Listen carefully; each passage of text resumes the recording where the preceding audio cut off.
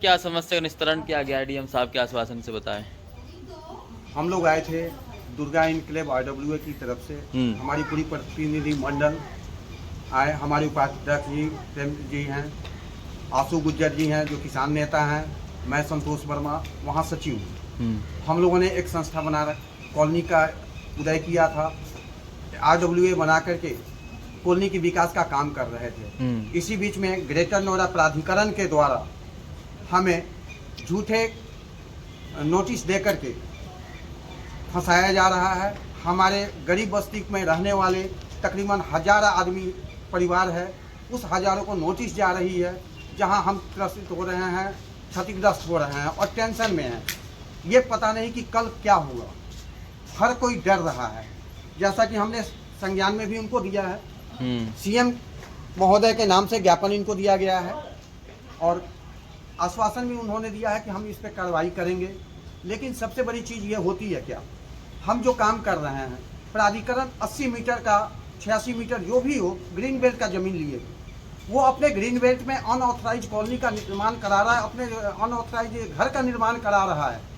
ये सांठगांठ प्राधिकरण के कुछ कर्मचारी और कॉलोनाइजर के मिलीभगत से हो रही है, कॉलोनाइजर की दबंगई से हो रही है और प्रताड़ना हमें मिल रही है। वो अपने घर में देख नहीं रहे, अपने घर को संभालते नहीं है। हमारे घर पर आकर के जो नोटिस चिपका रहे हैं, हमें घर से बेघर करने के लिए हैं। अब बताएं, सारी महिलाएं हैं, मातृशक्ति हमारे साथ भरी हुई है, हमारे साथ जेंट्स पड़े हुए हैं, बच्चे हैं, छोटे छोटे बच्चे हैं, वो घूम रहे हैं। अब बताओ, कल हो करके अगर कॉलोनी हमारी टूट जाती है तो हम करेंगे तो करेंगे क्या? ये बच्चों का जिंदगी क्या होगा? कहाँ जाएंगे? किससे लगाएं? तो गुहार लगाएं तो लगाएं किससे? मकान जिंदगी में एक बार बनता है। जैसा कि आप देख रहे हैं, हर कोई आवाज लेकर आ रहा है, गमगीन हुए हैं। समझ में नहीं आ रहा है, आत्महत्या करें, सुसाइड करें, क्योंकि जिंदगी भर की कमाई इनकी आज दांव पे लगी है, कल कहीं के नहीं रहेंगे। अभी करीबन 10-15 दिन से मुझे पता लगा है कि हमारे कॉलोनी में नोटिस पे नोटिस हर जनता को आ रही है, जबकि हम लगभग यहाँ 2011 से बसे हुए हैं। 2011 से अब तक बिजली कनेक्शन, गैस कनेक्शन, सभी चीज़ हमारे पास है, रजिस्ट्री भी है। और जो भी हम सोचते हैं, जो भी प्राधिकरण की जो भी खुद की ज़मीन है, वो ज़मीन को अपना कब्जा करें और बाकी कॉलोनी वालों को परेशान ना करें। हमें यही अनुरोध है प्राधिकरण से कि हमारी ज़मीन को मुक्त करो, अपनी ज़मीन कब्जा करें। ठीक है। क्या नाम है जी? किस लिए आए हैं आप? मैं इसलिए आई हूँ कि हमारे उधर नोटिस आ रहे हैं कि सब घर टूटेंगे, सबको खाली करने के लिए बोला जा रहा है। पर हम ये पूछना चाहते हैं कि किस लिए खाली करें, जब हम बाकायदा पूरा पैसे दे के रजिस्ट्री दाखिल खारिज सब कर रखे हमने, तो हम खाली किस वजह से करें? अगर ये सरकारी प्रॉपर्टी थी तो पहले रजिस्ट्री दी क्यों? तभी बना कर देते। सरकार पहले कहाँ सोई हुई थी? 10-15 साल पहले ये कॉलोनी जब स्टार्ट हो गया था, तब सरकार कहाँ से हुई थी? तब क्यों नहीं नोटिस बोर्ड लगाया गया वहाँ पर? जाए तो जाए कहाँ? तब बोला क्यों नहीं गया कि ये सरकारी प्रॉपर्टी है? अब तो वहाँ पर चाचा मंजिल के सारे मकान बन गया, कम से कम हजारों मकान बन गया वहाँ पे। इतने सारे बस चुके हैं, अब जाके बोला जा रहा है लोग अपने पूंजी लगा अब चुके हैं, की काके तो नोटिस अब दिया कहाँ जा रहा है, जाए? जाए तो जाए कहाँ? सारी पूंजी लगा चुके हैं, तब कहाँ जाए? घर बनाने में, बच्चे पढ़ाने के टाइम में, तो हम लोग बच्चे देखे कि यही बात हम अपने पलट हुआ है। DMD से बोलने के लिए आए थे। हाँ, यही बात रखने आए थे हम अपना, इसलिए छोटे बच्चे लेके इतना दूर से हम आए हैं यहाँ पर। कहाँ पर हो रहा है ये दुर्गा इनकलाब अहमदपुर ग्रेटर नोएडा? भूखे प्यासे बच्चों को लेकर सब लोग आए हुए हैं इतने लंबे।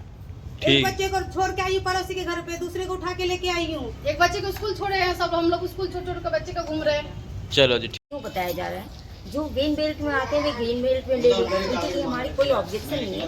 लेकिन हमारी जो अगर रजिस्ट्री किया गया है तो उस टाइम में रजिस्ट्रार कहाँ थे? उस टाइम में रजिस्ट्री नहीं करना चाहिए था कि ये किसान की ज़मीन है, अवैध ज़मीन है। अगर वे रजिस्ट्री कर गए, हम आज 15 सालों से रह रहे हैं, तो हम अब आज के टाइम में अचानक कह रहे हैं कि हमें बुलडोजर चला दिया जाए, तो हम जाएंगे तो जाएंगे कहाँ? पूरी फैमिली है तो कहाँ जाएंगे, किस जगह पे जाएंगे? आप बताओ।